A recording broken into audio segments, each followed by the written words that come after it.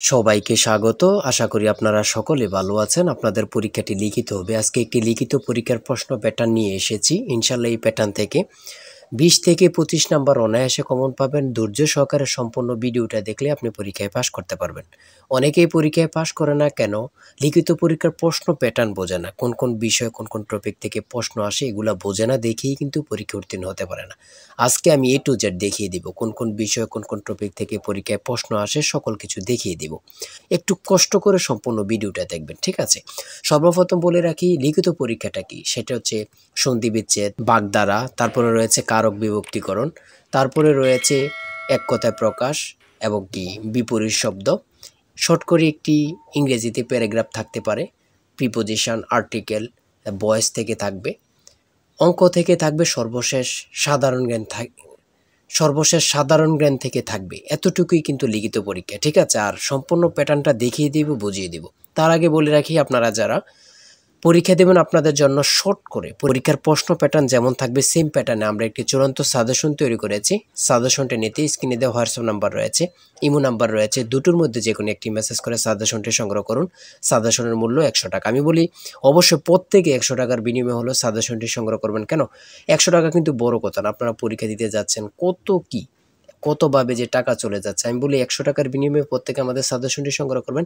শুধু সাজেশনটি পড়ে পরীক্ষা দিতে গেলে আপনি উত্তীর্ণ হয়ে যাবেন। বুঝতে পারছেন কথা? পরীক্ষার প্রশ্ন প্যাটার্ন যেমন থাকবে সেম প্যাটার্নে আমরা সাজেশন উল্লেখ করেছি।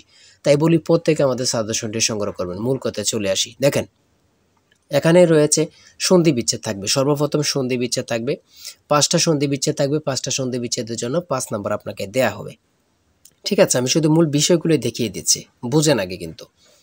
আর আমাদের সাজেশনটা নিলে এখানে পর্যাপ্ত পরিমাণে খুব ভালো ভালো প্রশ্ন উত্তর পাবেন। ইনশাল্লাহ পরীক্ষায় আপনি শতভাগ কমন পাবেন, ঠিক আছে?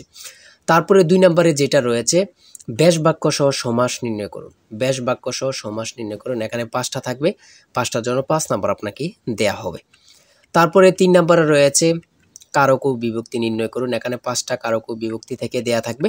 আপনি এটা যদি পারেন তাহলে 5 নাম্বার আপনাকে দেয়া হবে। আর আমাদের সাজেশনের প্রত্যেকটি প্রশ্নের ব্যাখ্যা ও সমাধান সহ দেয়া আছে কিন্তু, হ্যাঁ? গণিতের, ইংরেজি সকল কিছুর প্রশ্নের ব্যাখ্যা ও সমাধান সহ পেয়ে যাবেন। তারপরে 4 নম্বরে রয়েছে এক কথায় প্রকাশ করুন। এখানে 5টি এক কথায় প্রকাশ থাকবে, প্রত্যেকটার জন্য 1 নাম্বার করে, 5টার জন্য 5 নাম্বার।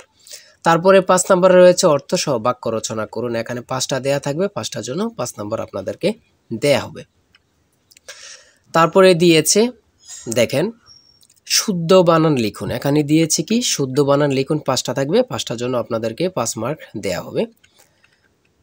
তারপরে দেখেন এখানে অ্যাপ্রোপ্রিয়েট ওয়ার্ড থেকে দিয়েছে, 5টা থাকবে, 5টা থেকে 5 নাম্বার আপনাদের থাকবে, ঠিক আছে?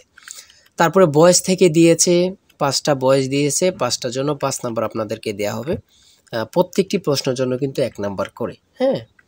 বলে রেখে অবশ্যই আমাদের সাজেশনটি পদ থেকে সংগ্রহ করবেন। ইনশাল্লাহ আপনি পরীক্ষা উত্তীর্ণ হয়ে যাবেন। তারপরে 9 নম্বরে এখানে দিয়েছে রাইট ফ্রম বার্থ থেকে 5টা প্রশ্ন দিয়েছে। 5টা থেকে আপনি যদি পারেন 5টার জন্য 5 নাম্বার আপনাকে দেয়া হবে, হ্যাঁ? বিষয়গুলো দেখেন এমনভাবে খুব গুছিয়ে পরীক্ষার প্রশ্ন প্যাটার্ন যেমন থাকবে সেম প্যাটার্ন আমরা সাজেশনটি উল্লেখ করেছি। 10 নম্বরে দিয়েছে প্যাসেজ আইটেম থেকে আপনাদের 5টা প্রশ্ন থাকবে, 5টার জন্য 5 নাম্বার, ঠিক আছে? তারপরে 11 নম্বরে দিয়েছে কারেক্ট স্লিপিং এখানে ইনকারেক্ট দিয়েছে, আপনারা কারেক্ট করতে হবে। 5টার জন্য 5 নাম্বার আপনাদেরকে দেওয়া হবে। আর ট্রান্সলেট 12 নম্বরে রয়েছে ট্রান্সলেট, প্রত্যেকটা প্রশ্ন এবার লিখিত বলেন, প্রত্যেকটা পরীক্ষা লিখিত বলেন, এমসিকিউ বলেন, প্রত্যেকটি পরীক্ষা কিন্তু ট্রান্সলেট থেকে থাকবেই। 2 নাম্বার বলেন, 5 নাম্বার বলেন, থাকবেই, ঠিক আছে? এই 5টা প্রশ্নের জন্য 5টা ট্রান্সলেটের জন্য আপনাকে 5 নাম্বার দেয়া হবে। তারপরে 13 নাম্বার গণিত এখান থেকে শুরু হয়েছে। লঞ্চ ও স্রোতের গতিবেগ যথাক্রমে ঘন্টায় 12 কিলোমিটার ও 4 কিলোমিটার নদীপথে কিলোমিটার অতিক্রম করে পুনরায় ফিরে আসতে কত সময় লাগবে? এখানে কিন্তু সমাধান দেয়া আছে, আপনারা অঙ্কটির সমাধান দেখে নিলেই বুঝতে পারবেন। এদিক দিয়ে এতটুকু সমাধান দেয়া আছে, বাকি অংশটুকু এখানে সমাধান দেয়া আছে, ঠিক আছে? হ্যাঁ, এই অঙ্কটি প্রত্যেকটি অঙ্কের জন্য 5 নাম্বার করে আপনাদেরকে দেয়া হবে খুব সুন্দরভাবে।